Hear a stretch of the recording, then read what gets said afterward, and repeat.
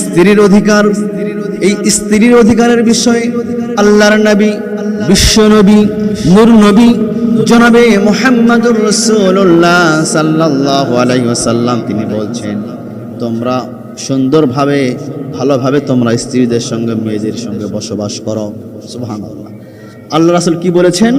যে তোমরা সুন্দর করে ভালোভাবে তোমরা স্ত্রীদের সঙ্গে বসবাস করো। পৃথিবীতে এমনও অনেক স্বামী আছে যারা স্ত্রীদের সঙ্গে বাসায় আসলে তারা ঘেউ ঘেউ করে।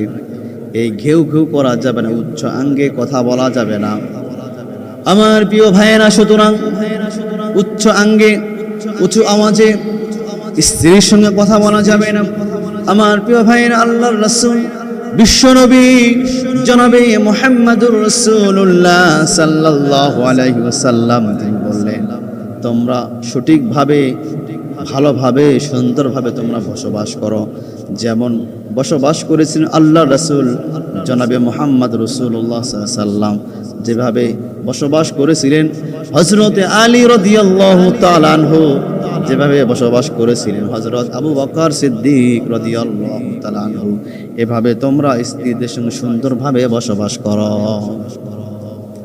কিন্তু আমরা দেখতে পাই অনেক স্বামী আছে তারা বাহির থেকে যখন বাসায় আসে স্ত্রীদের সঙ্গে শুধু ঘেউ ঘেউ করতে থাকে, উচ্চ কথা বলে, মানে বাহিরের রাগ স্ত্রীদের কাছে খাটায়।